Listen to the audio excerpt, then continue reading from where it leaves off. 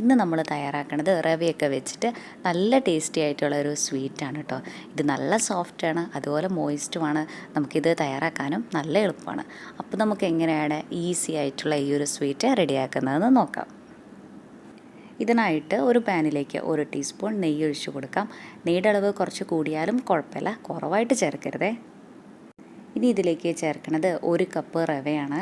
വലിയ തരിയുള്ള റവയാണെങ്കിൽ മിക്സിയിലൊന്ന് പൊടിച്ചെടുത്തിട്ട് ചേർത്താൽ മതി കേട്ടോ. ഇനി ഇത് നല്ല പോലെ ഒന്ന് റോസ്റ്റ് ചെയ്തിട്ടെടുക്കാം. ലോ ഫ്ലെയിമിൽ വെച്ച് 3-4 മിനിറ്റ് നേരം കണ്ടിന്യൂസ് ആയിട്ട് ഇത് ഇളക്കി കൊടുക്കാം. നമുക്ക് ഈ റവയുടെ കളറൊന്നും മാറിക്കിട്ടേണ്ട ആവശ്യമില്ല. ഇതാ ഈ ഒരു പാകമായാൽ മതി. ഇത്രയുമായി കഴിഞ്ഞാൽ നമുക്ക് ഫ്ലെയിം ഓഫ് ചെയ്യാം. എന്നിട്ട് ഇതിവിടെ ഒന്ന് മാറ്റി വയ്ക്കാം. ഇനി അടുത്തതായിട്ട് ഒരു പാനിലേക്ക് ഒഴിച്ചു കൊടുക്കുന്നത് 1.5 കപ്പ് പാലാണ്. കൂടെ തന്നെ ഇതിലേക്ക് 1.5 ടേബിൾ സ്പൂൺ പഞ്ചസാരയും കൂടെ ഇട്ട് കൊടുക്കാം. ഒപ്പം തന്നെ നല്ലൊരു ഫ്ലേവർ കിട്ടാനായിട്ട് 1/2 ടീസ്പൂൺ ഏലക്കാപ്പൊടിയും കൂടെ ചേർക്കണുണ്ട്. ഇനി ഇതെല്ലാം കൂടെ നല്ലപോലെ ഇങ്ങനെയൊന്ന് ഇളക്കി കൊടുത്തുകൊണ്ടേയിരിക്കാം. ഇനി ഈ പാലൊക്കെ നന്നായിട്ടൊന്ന് തിളച്ച് വരണ സമയത്ത് ഇതിലേക്ക് നമ്മൾ നേരത്തെ റോസ്റ്റ് ചെയ്ത് മാറ്റി വെച്ചിട്ടുണ്ടായിരുന്ന റവയില്ലേ, അത് നമുക്ക് കുറേശ്ശെ ഇങ്ങനെ അങ്ങ് ഇട്ട് കൊടുക്കാം. റവ നമ്മൾ ഒരുമിച്ചിട്ട് കൊടുത്തു കഴിഞ്ഞാൽ പെട്ടെന്ന് തന്നെ കട്ട പിടിച്ചു പോവും. അതുകൊണ്ട് ഇങ്ങനെ കുറേശ്ശെ ഇട്ടിട്ട് നന്നായിട്ട് മിക്സ് ചെയ്തെടുക്കണതാണ് ഒന്നും കൂടെ നല്ലത്. ഈ സമയം ഫ്ലെയിമൊക്കെ ഒന്ന് കുറച്ച് വെക്കണേ. ഇനി ഇതെല്ലാം കൂടെ നന്നായിട്ടൊന്ന് മിക്സാക്കി കൊടുത്തുകൊണ്ടേയിരിക്കാം. 1-2 മിനിറ്റൊക്കെ ആകുമ്പോൾ തന്നെ ഈ റവ പാലൊക്കെ നന്നായിട്ട് അബ്സോർബ് ചെയ്തിട്ട് നല്ല തിക്കായിട്ട് വന്നിട്ടുണ്ടാവും. ഇത് നല്ല സോഫ്റ്റായിട്ടുള്ള വായിലിട്ടാൽ അലിഞ്ഞു പോണ തരത്തിലുള്ള സ്വീറ്റാണ് കേട്ടോ.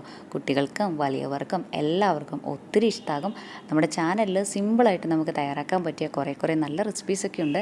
കണ്ടിട്ടില്ലെങ്കിൽ ഒന്ന് കണ്ടു നോക്കണേ. അതുപോലെ നമ്മുടെ ചാനൽ ആദ്യമായിട്ടാണ് കാണുന്നതെങ്കിൽ സബ്സ്ക്രൈബ് ചെയ്യാനും മറക്കല്ലേ കേട്ടോ. ഇത് നമുക്ക് ഒത്തിരി ഡ്രൈ ആക്കിയിട്ട് എടുക്കേണ്ട, ചെറിയൊരു നനവോട് കൂടി തന്നെയാണ് വേണ്ടത്. കണ്ടോ, അതാ ഇതുപോലെ ഈ ഒരു പാകമായി കഴിഞ്ഞാൽ നമുക്ക് ഫ്ലെയിം ഓഫ് ചെയ്യാം. എന്നിട്ടിത് വേറൊരു ബൗളിലേക്ക് മാറ്റാം.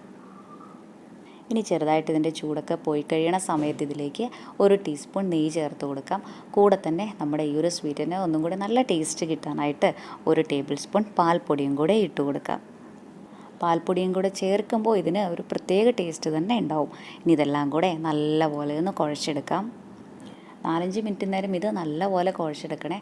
അപ്പോഴാണ് നമ്മുടെ ഈ ഒരു സ്വീറ്റ് റെഡിയായി വരുന്ന സമയത്ത് നല്ല സോഫ്റ്റായിട്ടും ജ്യൂസി ആയിട്ടും ഒക്കെ നമുക്ക് കിട്ടുള്ളൂ.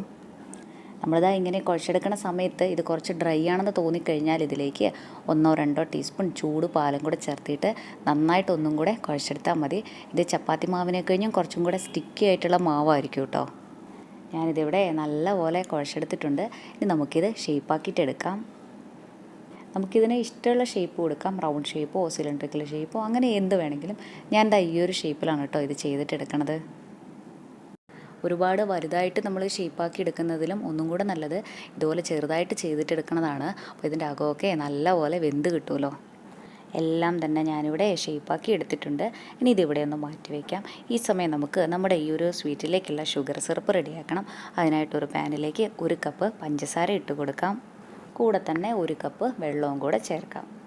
ഈ ഒരളവിൽ തന്നെ പഞ്ചസാര എടുക്കണമെന്നില്ല കേട്ടോ. നമുക്ക് 2 കപ്പ് പഞ്ചസാര വരെ ചേർക്കാം. 2 കപ്പ് പഞ്ചസാര നമ്മൾ എടുത്തു കഴിഞ്ഞാൽ 2 കപ്പ് വെള്ളം കൂടെ ഒഴിക്കാനായിട്ടൊന്ന് ശ്രദ്ധിക്കണേ. ഇനി ഇതിലേക്ക് 3 ഏലക്ക ചെറുതായിട്ടൊന്ന് ചതച്ചെടുത്തതും കൂടെ ഇട്ട് കൊടുക്കണമുണ്ട്. ഇതിന് പകരം ഏലക്കാപ്പൊടി ചേർത്താലും കുഴപ്പമൊന്നുമില്ല. ഈ പഞ്ചസാരയൊക്കെ ചെറുതായിട്ടൊന്ന് മെൽട്ടായി കഴിഞ്ഞാൽ ഇതിലേക്ക് 1 ടീസ്പൂൺ റോസ് വാട്ടറാണ് കേട്ടോ ചേർക്കണത്. റോസ് വാട്ടർ ചേർക്കണമെന്ന് നിർബന്ധമൊന്നുമില്ല, കയ്യിലുണ്ടെങ്കിൽ മാത്രം ചേർത്താൽ മതി. ഇനി ഇതിലേക്ക് ചേർത്ത് കൊടുക്കുന്നത് 1 ടീസ്പൂൺ നാരങ്ങാനീരാണ്. നാരങ്ങാനീരും കൂടെ ചേർക്കുവാണെങ്കിൽ നമ്മുടെ ഈ ഒരു ഷുഗർ സിറപ്പിന് ചെറിയൊരു പുളിരസം കൂടി ഉണ്ടാവും. ഇതിന് 1 സ്ട്രിങ് കൺസിസ്റ്റൻസി ആവേണ്ട ആവശ്യമൊന്നുമില്ല. ഈ ഷുഗറൊക്കെ നന്നായിട്ടൊന്ന് മെൽറ്റായി കിട്ടിയാൽ മാത്രം മതി. ദാ ഇത്രയും മതി കേട്ടോ. ഇനി നമുക്ക് ഫ്ലെയിം ഓഫ് ചെയ്യാം. എന്നിട്ടിതൊന്ന് മൂടി വയ്ക്കാം. ഇതിന് ഇവിടെ ഒന്ന് മാറ്റി വയ്ക്കാം. അടുത്തതായിട്ടൊരു പാനിലേക്ക് നമുക്ക് ഫ്രൈ ചെയ്യാനായിട്ടുള്ള ആവശ്യത്തിനുള്ള ഓയിൽ ഒഴിച്ച് കൊടുക്കാം. നമ്മൾ നേരത്തെ ഷേപ്പാക്കി വെച്ചിട്ടുണ്ടായിരുന്നില്ലേ, ഇത് നമുക്കങ്ങ് ഓരോന്നായിട്ട് ഇട്ട് കൊടുക്കാം. നമ്മളിത് നല്ലപോലെ കുഴച്ചെടുത്താൽ മാത്രമാണ് കേട്ടോ നമ്മൾ ഷുഗർ സിറപ്പിലേക്കൊക്കെ ഇടുന്ന സമയത്ത് ഇത് അപ്പോൾ തന്നെ ഷുഗർ സിറപ്പൊക്കെ നന്നായിട്ട് അബ്സോർബ് ചെയ്യുള്ളൂ. അപ്പോൾ നിങ്ങൾക്ക് ശരിയാകുമെന്നൊക്കെ ചെറിയൊരു ഡൗട്ട് ഉണ്ടെങ്കിൽ എല്ലാം കൂടെ ആദ്യമേ ഫ്രൈ ചെയ്തിട്ടെടുക്കണ്ട. 1-2 എണ്ണം മാത്രം ഫ്രൈ ചെയ്തിട്ടെടുത്താൽ മതി. എന്നിട്ട് ശരിയാകുന്നില്ല എന്ന് തോന്നിക്കഴിഞ്ഞാൽ ഈ ഒരു മാവിലേക്ക് 2 നുള്ളു ബേക്കിംഗ് സോഡയും കൂടി ഇട്ടിട്ട് നന്നായിട്ട് കുഴച്ചെടുത്ത ശേഷം വീണ്ടും ഇതെല്ലാം ഫ്രൈ ചെയ്തിട്ട് എടുത്താൽ മതി കേട്ടോ. അതുപോലെ മീഡിയം ഫ്ലെയിമിൽ വെച്ച് വേണം കേട്ടോ ഇത് ഫ്രൈ ചെയ്തെടുക്കാനായിട്ട്. അപ്പോഴാണ് ഇതിൻ്റെ അകമൊക്കെ നല്ലപോലെ വെന്ത് കിട്ടുള്ളൂ. ഇടയ്ക്കിടയ്ക്ക് ഇതാ ഇങ്ങനെയൊന്ന് തിരിച്ചും മറിച്ചും ഇട്ട് കൊടുത്തുകൊണ്ടേയിരിക്കാം. ഗോൾഡൻ ബ്രൗൺ ഷെയ്ഡ് ആകുന്നവരെ നമുക്കിത് നന്നായിട്ട് ഫ്രൈ ചെയ്തിട്ടെടുക്കാം. ദാ ഈ ഒരു പാകമായാൽ മതി. ഇനി നമുക്കിത് എണ്ണയിൽ നിന്ന് കോരി മാറ്റാം. എല്ലാം തന്നെ നമുക്ക് ഇതേപോലെ ഫ്രൈ ചെയ്തിട്ടെടുക്കാം. ഇനി ഇത് ചൂടോടെ തന്നെ നമ്മൾ നേരത്തെ റെഡിയാക്കി വെച്ചിട്ടുണ്ടായിരുന്ന ഷുഗർ സിറപ്പില്ലേ, അതിലേക്ക് അങ്ങ് ഇട്ട് കൊടുക്കാം. നമ്മളിതാ ഇതിങ്ങനെ ഇട്ട് കൊടുക്കുന്ന സമയത്ത് നമ്മുടെ ഈ ഒരു ഷുഗർ സിറപ്പിനും നമ്മുടെ ഈ ഒരു സ്നാക്കിനും നല്ല ചൂടുണ്ടാവണം. അപ്പോഴാണ് കേട്ടോ നമുക്കിത് നല്ല സോഫ്റ്റായിട്ടും മോയിസ്റ്റായിട്ടും ഒക്കെ കിട്ടുക. നമ്മളിതാ ഇങ്ങനെ ഓരോ പ്രാവശ്യം ഫ്രൈ ചെയ്തിട്ട് വരണ സമയത്ത് നമ്മുടെ ഷുഗർ സിറപ്പിന് ചിലപ്പോൾ ചൂടൊക്കെ കുറവായിരിക്കും. അന്നേരം ഷുഗർ സിറപ്പ് നല്ലപോലെ ചൂടാക്കിയിട്ട് എടുത്താൽ മതി. ഈ അളവിൽ ചെയ്യുവാണെങ്കിൽ ഷുഗർ സിറപ്പ് നമുക്ക് ഇത്രയേ ഉണ്ടാവുള്ളൂ. നല്ല ഷുഗർ സിറപ്പ് വേണമെന്നുണ്ടെങ്കിൽ 2 കപ്പ് വരെ നമുക്ക് പഞ്ചസാര എടുത്തിട്ട് ഇതുപോലെ ചെയ്താൽ മതി കേട്ടോ. ഇനി ഇത് 1-2 മണിക്കൂർ നേരം ഇങ്ങനെയൊന്ന് മൂടി വയ്ക്കാം. അപ്പോഴേക്കും ഈ ഷുഗർ സിറപ്പൊക്കെ ഇത് നല്ലപോലെ അബ്സോർബ് ചെയ്തിട്ടുണ്ടാവും. ഞാനിത് വെച്ചിട്ട് 2 മണിക്കൂറായി. കണ്ടോ, ഇത് ഷുഗർ സിറപ്പൊക്കെ നല്ലോണം വലിച്ചെടുത്തിട്ടുണ്ട്.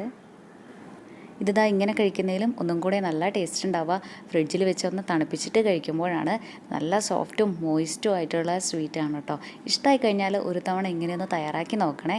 എന്നിട്ട് അഭിപ്രായം പറയാനും മറക്കല്ലേ കേട്ടോ. താങ്ക്